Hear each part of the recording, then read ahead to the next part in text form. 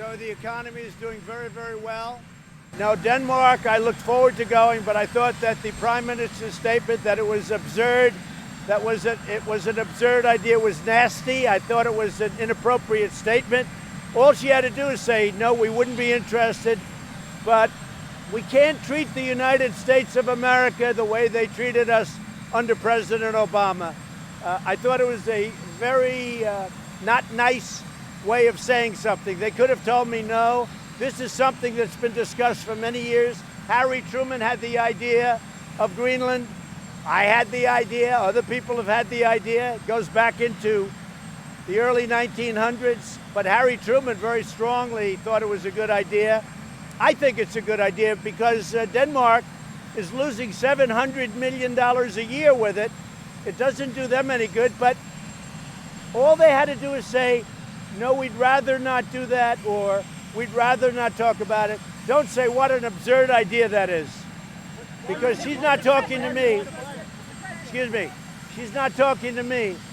She's talking to the United States of America. You don't talk to the United States that way, at least under me. Now, President Obama, when they wouldn't let him land in the Philippines, when they treated him so badly in so many places, the Philippines is one that comes to mind. That's different. That's different. They can treat him any way they want to. That's up to him. But they can't treat the United States with a statement, how absurd. Greenland was just an idea, just a thought. But I think when they say it was absurd and it was said in a very nasty, very sarcastic way, I said, we'll make it some other time. We'll go to Denmark. I love Denmark. I've been to Denmark. And frankly, we'll do it another time. Respect has to be shown to the United States. Go ahead. We have a group, I call it AOC +3. You could call the person Representative Tlaib. You could say Representative Omar. You could go any way you want to go. They are anti-Semites. They are against Israel. She had a plan to greatly embarrass Israel by going there with the fact that she wanted to see her grandmother. I assume that's true. I hope that's true. But it was very bad. Very bad. The things that she and others of that group and other Democrats have said. And they have become the face of the Democratic Party. And I will tell you this. In my opinion, the Democrats have gone very far away from Israel. I cannot understand how they can do that.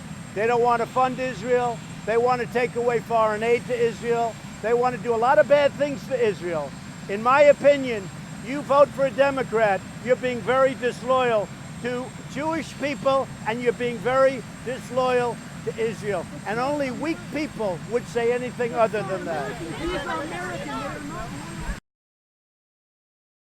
Somebody said it's Trump's trade war. This isn't my trade war. This is a trade war that should have taken place a long time ago by a lot of other presidents. Over the last 5 or 6 years, China's made $500 billion. $500 billion. Ripped it out of the United States. And not only that, if you take a look, intellectual property theft, add that to it, and add a lot of other things to it. So somebody had to do it.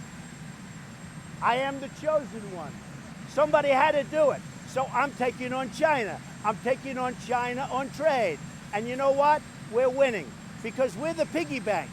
We're the one that all these countries, including the European Union, wants to rob and takes advantage of. European Union, $200 billion. China, more than $500 billion.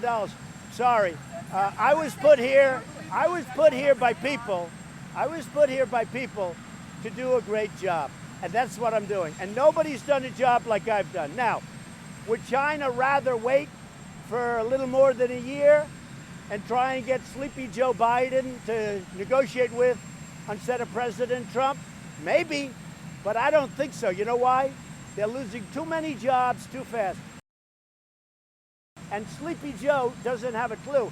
Sleepy Joe said, oh, China's wonderful. Well, China is wonderful for China, but I'm wonderful for the USA. Okay, so as a president,